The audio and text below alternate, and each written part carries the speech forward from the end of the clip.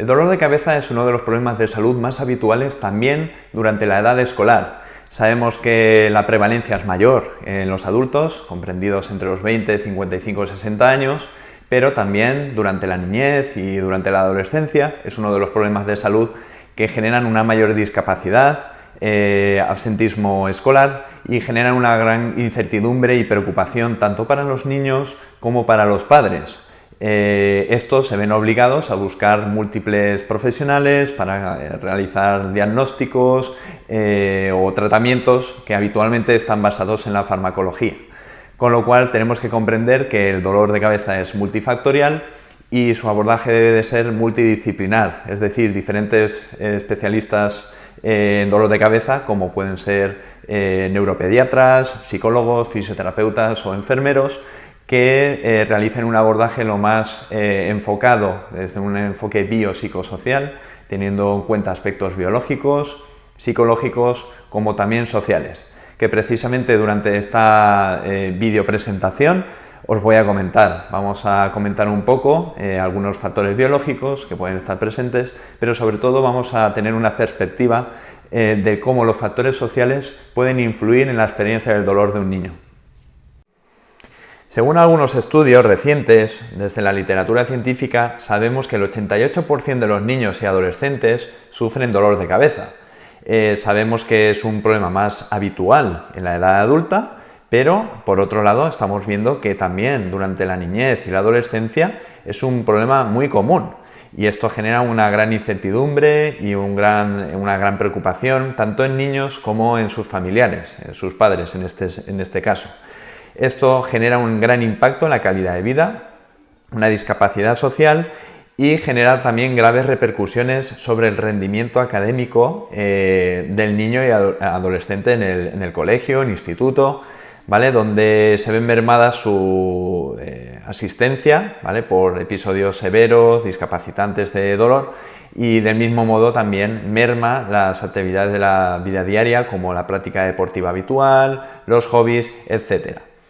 También se han visto que algunos desencadenantes que podemos encontrar en niños con dolor de cabeza, pues casi en el 80% de los casos se ha visto el estrés a nivel estado de ánimo o a nivel emocional, que es uno de los factores más descritos por los niños con cefalea, y por otro lado también hasta el 70% de los casos se ha visto alteraciones del sueño, dificultades para dormir, malos hábitos del sueño, etc. Entonces se ve que estos son algunos de los factores desencadenantes. Y por otro lado,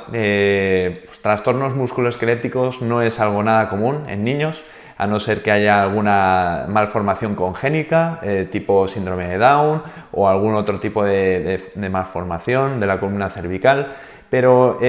son entidades muy raras, poco frecuentes, y los factores musculoesqueléticos no suelen estar implicados en niños con dolor de cabeza. La migraña es el tipo de cefalea más común en niños y adolescentes. Puede tener una duración más corta y una ubicación bifrontal o bitemporal, en contraste con los adultos, que suelen tener una presentación clínica más de carácter unilateral, a un lado de la cabeza. Y del mismo modo también en los adultos suele ser más severa y tener una duración más larga que en los niños. Entonces el dolor de cabeza en los niños va a ser más frecuente en la migraña y con una manifestación bilateral en los dos lados de la cabeza. El pediatra debe realizar un diagnóstico clínico habiendo descartado otras patologías. Sabemos que hay patologías más graves que presentan menos del 1% de los casos y en este caso pues se van a manifestar, tal como ocurre en los adultos, una serie de manifestaciones clínicas evidentes que nos hagan sospechar en que se deba derivar al niño a un médico para realizar pruebas diagnósticas o pruebas de imagen. Pero en la gran mayoría de los casos vamos a estar delante de cefaleas primarias, donde no hay una causa anatómica reconocible, y dentro de este tipo de dolor de cabeza benigno, pues estaría la migraña. Se observa que tanto los antiinflamatorios como los antiepilépticos son algunos de los tratamientos farmacológicos que se realizan habitualmente.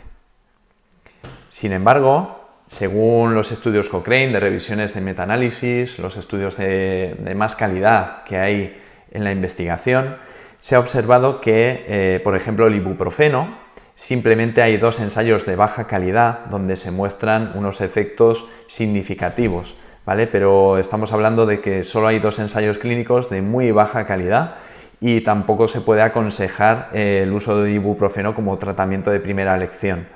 Por otro lado, los triptanos parece que alivian episodios agudos, pero se asocian a efectos adversos que pueden empeorar los episodios a largo plazo. Estos efectos adversos son leves, no se han descrito efectos graves, pero entre estos efectos adversos pueden ser náuseas, vómitos, mareos y otros síntomas. Además de que el sobreuso de este tipo de fármacos puede empeorar los episodios de cefalea a largo plazo, con lo cual no se puede abordar un dolor de cabeza recurrente, con cierta persistencia, con un tratamiento farmacológico agudo. También se ha visto que el sumatriptán es superior al placebo, es uno de los fármacos más indicados y que parece responder bien, que los niños con migraña suelen responder bien a este tipo de fármaco, y por otro lado la ergotamina no ha mostrado ser superior al placebo. Con todo esto, lo que nos dice la literatura es que el tratamiento farmacológico tampoco es la panacea, no va a ser el tratamiento de primera elección para manejar a los niños con dolor de cabeza. Se han visto factores genéticos en diferentes estudios. Este, por ejemplo, es un estudio de metaanálisis que ha identificado hasta 38 genes mutados que se transcriben de padres a hijos. Esto daría una explicación genética en algunos dolores de cabeza, pero tenemos que comprender que los factores genéticos tan solo conforman un porcentaje muy bajo del desarrollo del dolor de cabeza en un niño, en un adolescente y luego mucho menos en la edad adulta. Con lo cual, eso de que el dolor de cabeza se hereda no es del todo cierto. Sí que es cierto que hay un componente genético que puede pasar de padres a hijos, hacer al niño más vulnerable o más sensible a sufrir dolor, pero esto no explica el dolor a largo plazo, ya que tenemos que comprender que nuestro comportamiento y el entorno influyen sobre nuestro código genético. En los factores psicosociales nos hemos centrado mucho en observar comportamientos cognitivo-emocionales o conductas asociadas a la salud, como por ejemplo las conductas de miedo al dolor o de evitación a la actividad física, por ejemplo, pero en la sombra siempre queda el comportamiento genético y molecular. Y esta genética es lo que determina qué proteínas se van a sintetizar y en qué lugar específico en función de la secuencia de nucleótidos. Un ejemplo de cómo influye la epigenética, que sería todo nuestro entorno social, nuestro contexto social donde nacemos, crecemos, nos desarrollamos, aprendemos y maduramos, y además todo el comportamiento de salud que se asocia a este aprendizaje, pues la epigenética sería cómo influye todo esto en la genética. Por ejemplo, podemos poner el caso de una abeja reina, ya que cuando nace es exactamente igual a una abeja obrera. Lo único que cambia es la función de la abeja reina y de cómo se alimenta, a diferencia de una abeja obrera. Y esto a largo plazo puede modificar su código genético y favorece una evolución, ¿no? Por ejemplo, en este estudio se han visto que hay estudios genéticos que estudian gemelos, ¿vale? Y en este estudio hay similitudes en el código genético a los 3 años, ¿vale? Son muy parecidos los gemelos a los 3 años, pero cuando se observan los mismos gemelos a los 50 años, hay variaciones muy grandes entre los mismos sujetos. Con lo cual, esto podría dar explicación a cómo el factor genético no explica a largo plazo el desarrollo del dolor o en cómo evoluciona cada individuo, porque lo que más va a explicar todo el desarrollo y la evolución de un individuo es el contexto social y el comportamiento de salud que tenga cada persona. También tenemos que comprender que los factores sociales pueden aumentar la vulnerabilidad al dolor crónico mediante la exposición a factores estresantes de la vida. y mediante la exposición crónica a situaciones socialmente dolorosas, como por ejemplo el aislamiento, el maltrato psicológico en el colegio, por ejemplo, conflictos interpersonales a nivel social, etc. Tenemos que comprender que han habido pruebas considerables desde la literatura, desde que el entorno social puede desempeñar un papel protector o agravante en el desarrollo del dolor crónico. Un factor social destacado, por ejemplo, es el estrés en la vida temprana. Se ha demostrado que traumas psicológicos o otros factores estresantes importantes en las primeras etapas de la vida pueden predisponer a las personas a aumentar el dolor crónico a lo largo de su vida. Aunque en cierto grado en este efecto parece deberse a diferencias en la función del sistema nervioso después de un trauma tanto físico como psicológico. Es decir, el sistema nervioso puede estar predispuesto a mecanismos de sensibilización, como ya hemos comentado en otros vídeos, ¿vale? Pero tenemos que tener en cuenta que los factores estresantes de la vida temprana también pueden predisponer a un individuo a la exposición a otros entornos estresantes en un momento posterior, ¿vale? Perpetuando así las consecuencias negativas, ¿no? Y esto va a marcar lo que es la experiencia del dolor de una persona. Se ha descubierto que el apoyo social predice de manera significativa las calificaciones del dolor y el estado funcional en personas con dolor crónico, 5 años después. Un mayor apoyo social también se ha asociado con niveles más bajos de intensidad del dolor en respuesta a estímulos experimentales dolorosos. Este otro estudio nos habla de que un contexto, precisamente esto, de un contexto sobreprotector y excesivamente amenazante, puede repercutir en el aprendizaje asociativo y en el condicionamiento de conductas asociadas al dolor. Dentro de este contexto sobreprotector tenemos que incluir a los profesionales médicos y a los padres y familiares principalmente, porque va a ser el contexto más cercano y que puede influir directamente sobre el aprendizaje del niño, ¿vale? En un contexto de incertidumbre, donde existen unas excesivas señales de amenaza por parte de los padres, mensajes catastróficos, por parte de los profesionales sobre tratamientos, donde no se percibe una seguridad, esto puede generar el desarrollo del miedo y la percepción crónica de peligro, ¿vale? Esto sería el factor social, uno de los factores sociales principales dentro del aprendizaje del niño, ¿vale? Porque si hablamos de que el lenguaje se aprende, cómo nos movemos, también aprendemos a movernos, aprendemos a hablar idiomas, aprendemos matemáticas, pues el dolor también se experimenta y eso genera un aprendizaje y una memoria a largo plazo. Y es que uno de los factores que pueden predisponer a un niño a ser más sensible, a sufrir más dolor, a tener un peor afrontamiento ante el dolor, es la conducta que adoptan sus padres frente al dolor, ¿vale? Entonces, el comportamiento ante el dolor, el de favorecer el afrontamiento del niño o la hipervigilancia, pueden marcar o determinar pues que el niño experimente y aprenda que el dolor es algo malo, que es peligroso, de que es algo pues muy negativo y de que sea como sea hay que eliminarlo, ¿vale? Entonces el historial familiar de dolor se puede convertir también, si los padres además sufren dolor, pues esto se puede convertir en un predictor de discapacidad y no solo por las causas genéticas que hemos comentado,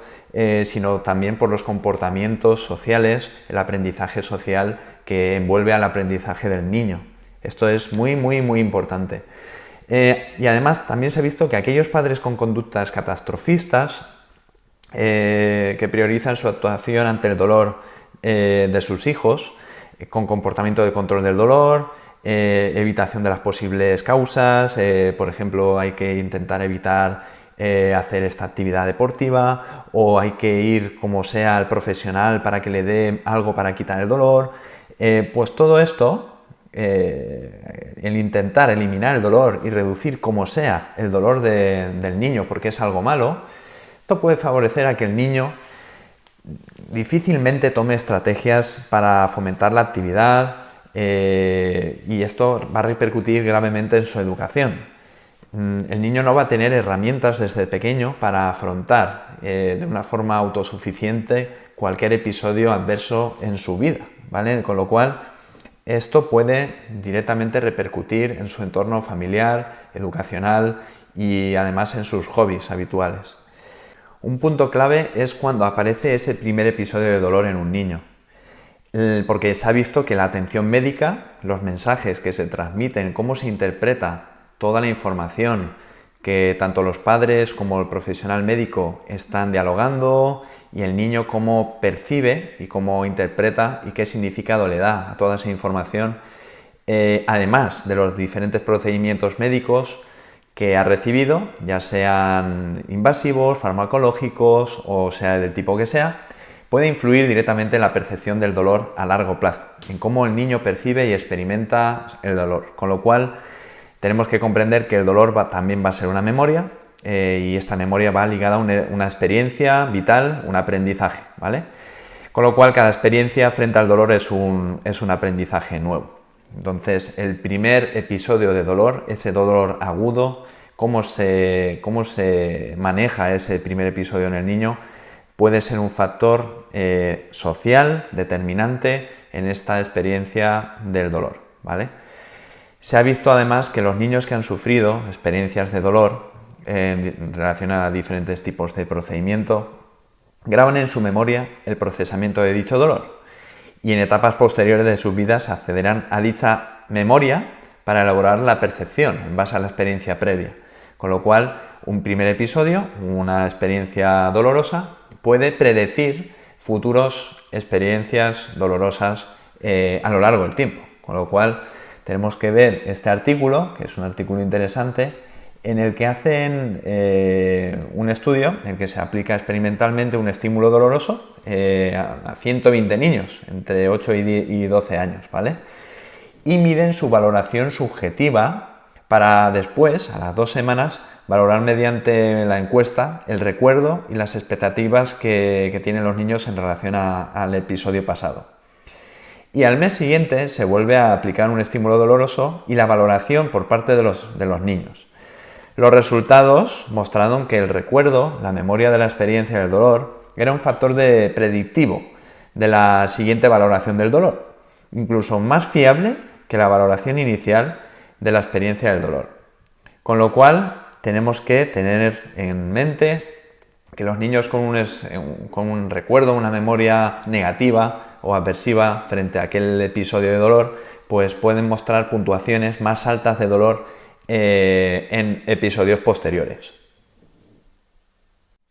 Y si tenemos en cuenta los determinantes clave de salud de una persona, tenemos que comprender que la biología y la genética va a comprender un porcentaje bajo, la atención médica también va a ser un porcentaje bajo, el medio ambiente también puede influir, pero tampoco va a ser un factor determinante,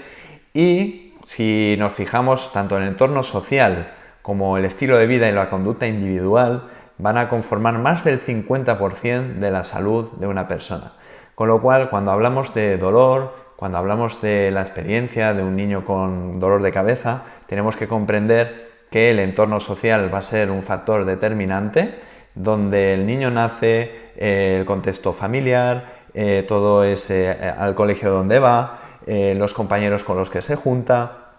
los niños con los que juega en el parque o desarrolla una práctica deportiva habitual.